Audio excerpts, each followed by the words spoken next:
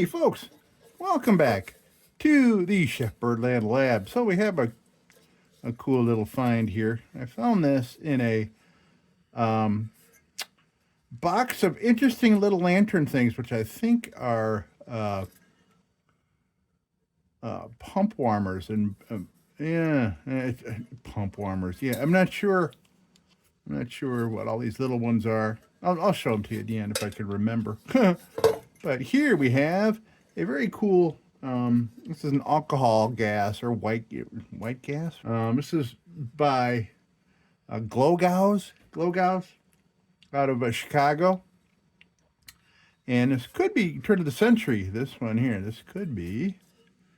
Yeah, and I'm still not understanding. Apparently, like this is the kind of thing that apparently you would use to warm your burner. You kind of put it in like that and let it warm things up. And I think that's what all right, let me bring them out now because it's bugging me. You guys can help me figure out what these are. And I've been trying to Google them, but, like Google image, but it shows me teapots. Does not show me that what's going on here? What are these? Look at all these. I got a bunch. Got this whole box, including this, for $5. Couldn't say no. I mean, look at that. Like, this little oiler, like with a little wick on it. I don't know. So it's got to be for a pump, right? So you could oil the pump and then warm it up to prime it. All right? What do you think? I don't know what that's all about. But there's all kinds of funky little things in there. Yeah, look at that. 5/16 somebody wrote on there. Huh. You have any idea? Leave a comment. All right. So I'm assuming this kind of serves the same sort of purpose as those things do. Warming a pump, priming it maybe, warming the gas.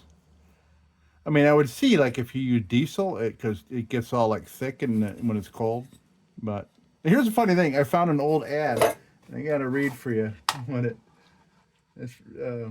makes you think about the time. It says, can do everything a gas stove does. Indispensable for nursery, sick room, chafing dish, shaving, for tourists, boarders, light housekeeping, curling irons, or whatever gas is not available or desirable. Okay, the HD Glogau and Company of 40 Dearborn Street, Chicago, Illinois, are manufacturers of the Glogau alcohol gas stove, as illustrated. And I'll put these little illustrations in here in the video right about. Okay. Let's see. So, it's alcohol gas stove. It is made from spun brass and is nickel plated. Yeah, okay, you can see that. And it's not magnetic, so there's brass underneath that nickel. And it's manufactured. It manufactures its own gas by vaporizing the alcohol fuel, weighing about 8 ounces. It is very portable. Okay, very portable. The wick is invisible and is claimed not to need renewal. It burns steadily as a gas stove and is odorless. The stove is strongly constructed, and it is said to support a vessel of 100 pounds if necessary. Wow. Well, yeah, that is pretty. Yeah, because the legs go right down the bottom, so it's not hurting the structure here. So all the structure's right there. Interesting. Let's see. Let's see, the Japanese government recently purchased 10,000 of these alcohol stoves for the benefit of the sick and wounded soldiers. It is adapted for use in the sick room, nursery, chafing dish, and incubators. Wow. Jeez. Yeah. Talk about sign of the times, and this is this is from a 1904 catalog. Looks a lot like this, but this is a little different. More of a cap than this, so hard to say which one's older. I don't know, but we're just gonna clean this up a little bit. All right, let's do that. been fun. Been fun work out, learning about this thing. So that's nickel. So we'll get that cleaned up. Get it all cleaned up.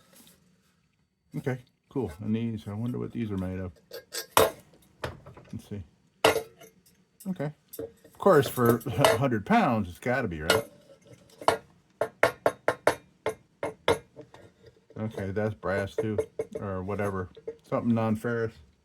Okay, so let's get it cleaned up. I'm going to start here with a junk bit. I'm not going to need much junk bit because I'm not going to put it. You're not going to get it on the nickel here. Just in the areas I can't get to. I'm going to see if this comes off first of all. I mean, obviously it must come off because that's where the fresh wick too. Wow. Let's look in the fount.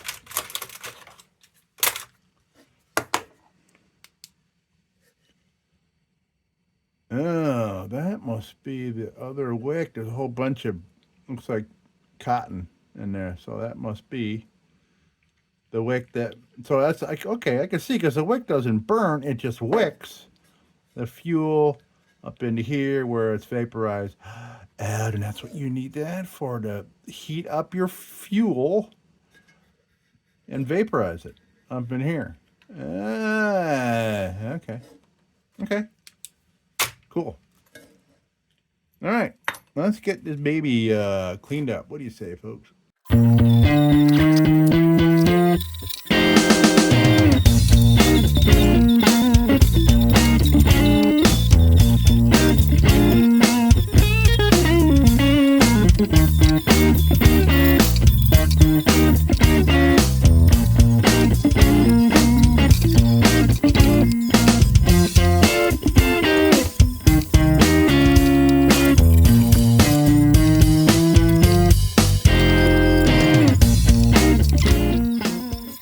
Okay, well, I tried a little acetone. Yeah, apparently I didn't record it.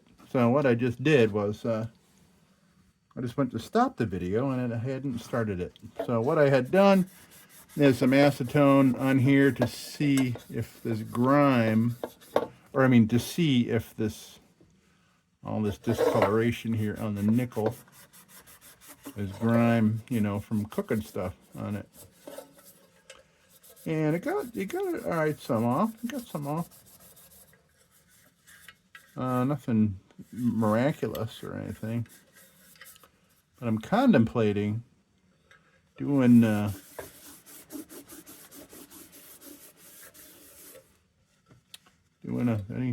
writing on here? Nothing. Contemplating maybe like toothpaste, and like a microfiber rag, and see if I can get some of that off. Thinking about it. All right, and I'll continue thinking about it as I work on this a little bit.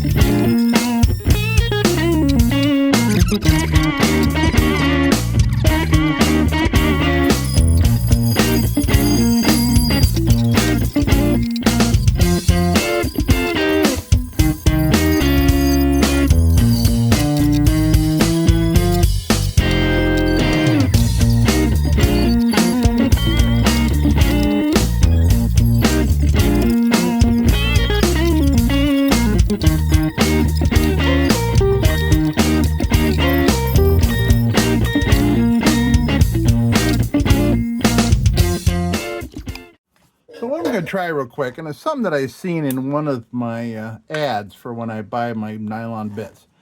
And it came with these cotton ones, which are a freaking nightmare because it's like synthetic cotton. And it's like you turn it on and just little hairs fly freaking everywhere, especially if you put polish on them. It's ridiculous.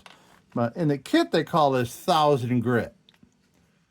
So I'm just going to look and see, because I'm seeing along the bottom rim where I had gone with the 800 grit, and it kind of got a lot of that crap off. And I'm hoping maybe this gets some crap off without wrecking the nickel.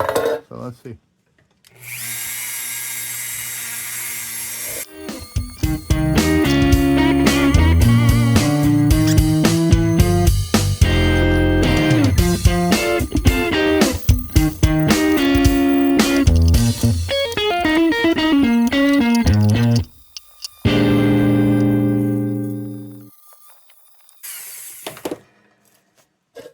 Well, that did pretty good. Yeah, that's great. Yeah, really brought some shine out. Some spots. Yeah, okay, great. I see that a lot of this in here, what I was really thinking was grime. Some of it is grime, but some of it is copper oxidation or brass oxidation. Okay, let's throw a little steel wool on some of these parts. And I'm going to say we're done here. And maybe we'll throw a little oil on the metal parts here. Okay.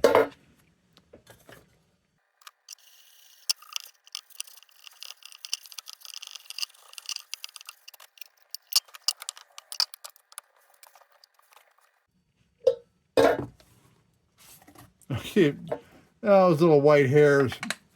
They are all, oh man, oh. Yeah, the white hairs, that was a bad idea. All right. Wow. Wow, everything just exploded. Crazy. All right, so we need a small brush because we're not doing this whole thing. We're just doing some of these metal bits here. Protect them a little bit.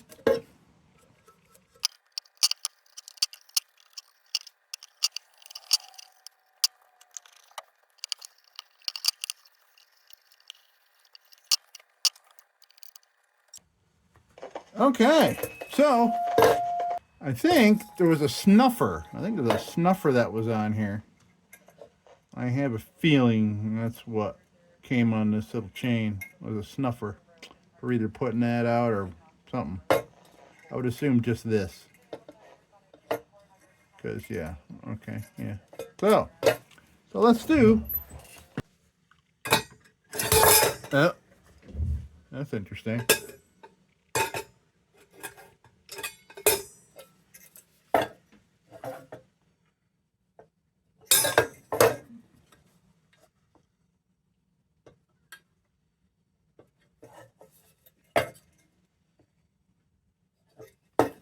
All right, that's a little better.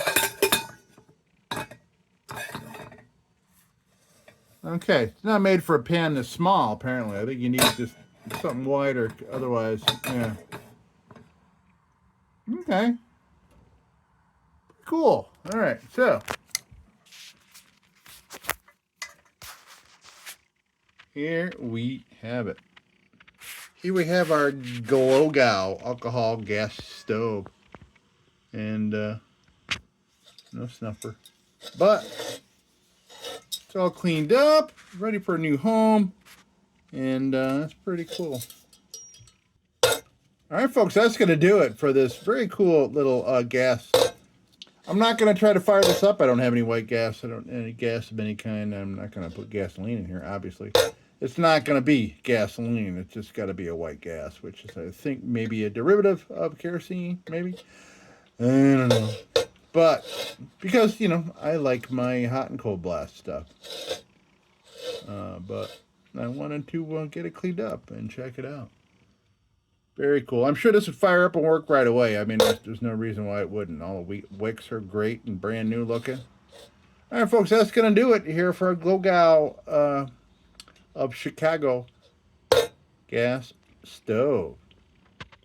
Now, the date of this, not sure, because the one I see in an ad is like from 1904, but has a different thing as this. I don't know which one would be older, but I would assume this one's probably just a tad bit newer. And that's going to do it. Folks, thank you so much for stopping by the lab for this quick thing. That'll do it. This is very cool. I like this. I wish I could fire it up, but I don't think I have the proper fuel to do so. All right, folks, thank you so much for stopping by the lab. I'll get on to more hot blast and cold blast lanterns. Toot sweet, I promise. Folks, thank you so much for stopping by the lab. And of course, as usual, don't you go changing. We'll be back with the Magic Tunes for the Armada Room's 2-hour disco swing party after this short break. Till then, don't you go changing.